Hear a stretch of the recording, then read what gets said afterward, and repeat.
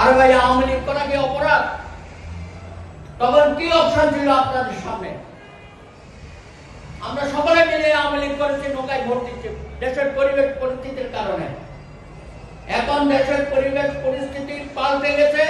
ভবিষ্যতে আমরা চিন্তা করবো অন্য কোনো জায়গায় আমরা যেতে পারি কিনা। আমরা তো বলি নাই যে যুগে যুগে আজীবন আমাদেরকে আওয়ামী লীগের সাথে থাকতে হবে, তার ছায়াই থাকতে হবে। সুতরাং যাদেরকে আপনারা এইসব মামলায় দিচ্ছেন, অধিকাংশ মিথ্যা মামলা, বাড়ি ঘরে থাকতে পারছে না, পালিয়ে বেড়াচ্ছে। আজকে এই পরিবার দিবসে আমাদের অনেক বন্ধু বান্ধব আসতে পারে নাই, খবর নিয়ে দেখেন কেন আসতে পারে নাই, কি অসুবিধার মধ্যে আছে তারা। আপনি মিডিয়াতে যান, মিডিয়াতে আমাদের সম্প্রদায়ের লোকজনদেরকে আউট করে দিচ্ছে বিভিন্ন জায়গায়, ইলেকট্রনিক মিডিয়া, সংবাদপত্রে।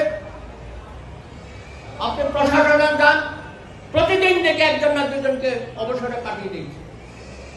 আর ভাই এগুলো তো আগে হয়েছে, স্বৈরাচার করেছে, ফ্যাসিস্ট করেছে। ইউনূস সাহেব আপনি কেন এটা করবেন? আপনার হাত দিয়ে কেন এটা হবে? আমরা তো এখান থেকে মুক্ত হতে চেয়েছি। আপনি বলেছেন আমরা সবাই একই পরিবারের সদস্য, বারবার বলেছেন, ডালিম শরীফে বলেছেন, আপনার যমুনাতে বলেছেন, দেশবাসীর উদ্দেশ্যে বক্তৃতাতেও বলেছেন। তারপরেও আপনি বৈষম্যের শিকার হচ্ছেন। আমাদের শ্রদ্ধেয় শিক্ষকরা তারা ঠিক মতো ক্লাস নিতে পারে না, বাসায় থাকতে পারে না, স্কুলে যেতে পারে না, কলেজে যেতে পারে না, বিশ্ববিদ্যালয়ে যেতে পারে না। কি কি হয়েছে কি দেশটার মধ্যে? এত অত্যাচার, এত নিপীড়ন কেন হবে আমরা জানতে চাই। পরিবার পরিজন নিয়ে সম্মানের সাথে আমরা বাংলাদেশে থাকতে চাই। কোন রকমের ষড়যন্ত্র আমাদেরকে পিছপা হবে না। আমরা আপনাদের ঐক্য চাই, সকলে মিলেমিশে থাকতে চাই এবং বাংলাদেশে উন্নয়ন এবং শান্তি সমৃদ্ধির জন্য আমরা অবদান রাখতে চাই।